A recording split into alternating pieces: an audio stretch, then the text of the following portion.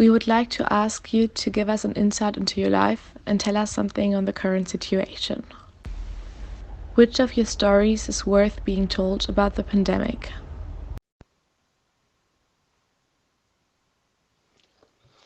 The event in my life that has been most significantly impacted by the corona pandemic is my wedding. My fiance and I were supposed to get married on Easter Easter Saturday on the 11th of April. We'd planned a big church wedding and we had a reception party planned at two of Copenhagen's palaces. So it was a bit of a big thing, but we ended up having to postpone the wedding. Denmark started shutting down majorly around the 18th and the 19th of March. Denmark never had a complete lockdown. We weren't restricted to our houses, but businesses, restaurants, etc. shut down. So initially we expected to be able to get married anyway, albeit with a smaller celebration. But what we experienced in the weeks between the initial shutdown and our planned wedding was a gradual, slow realization that it just wasn't feasible for us to get married in the way we wanted, in the way we'd planned. We went through stages where our wedding got gradually smaller, and in the end it dawned on us that we would be able to have only a few friends present and none of our parents. Our parents are in the age bracket where they are more susceptible to catching the coronavirus, so we ended up postponing the wedding. One of the things that stressed me the most about having to postpone the wedding, other than the obvious of wanting to get married, is how a number of my family members struggled to accept a time period where we didn't have a new and clear plan. So they would come up with sentences like, why don't you just do such and such? Why don't you just postpone for 2 months or for 4 months or for a year? It's the notion that an event such as a big wedding can easily be postponed without significant ramifications. So with some people, it got to the point that because they couldn't control their own lives because of Corona, they wanted to present us with easy solutions, quote unquote, to our problems. So in effect, our wedding became sort of a coping mechanism for them, and that really did test my patience. As it so happens, we're fortunate that Denmark is reopening again, and we've been able to set a new date, the 1st of August. It isn't easy peasy though.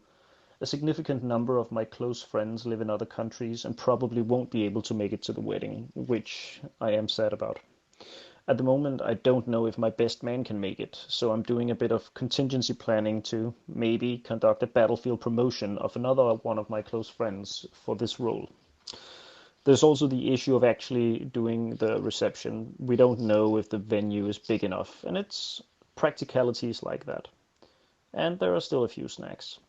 One of the odd things that has happened, though, is that the church we were supposed to get married in is fully booked for the day that we are now going to conduct the wedding.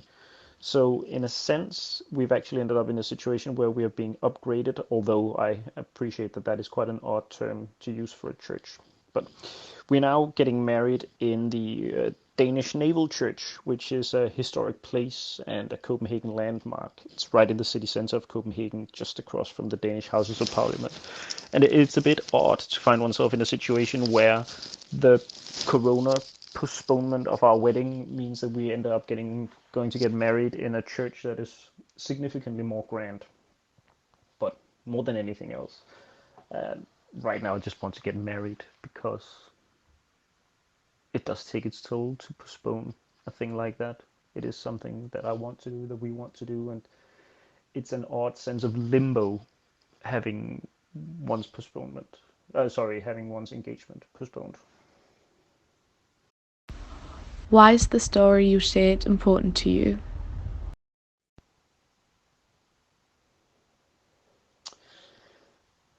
It feels a bit odd for me to share this story, and it does so for a couple of reasons. I'm painfully aware that a lot of people have gone through hardships that are significantly worse than having to postpone a wedding. But it is the issue that we've had to deal with. But we know that we are fortunate, and we are fortunate in a number of ways. Firstly, Denmark reacted very quickly, which meant that we were able to curtail the spread of COVID-19 without enacting a curfew where we would be forced to stay at home, also unlike a lot of other countries. And that meant that we were still able to go about our not daily business, that wasn't possible, but we could actually go out. We could go for walks, etc. Secondly, my fiance and I both have fairly well-paid jobs, and we both have a comparatively high level of job security.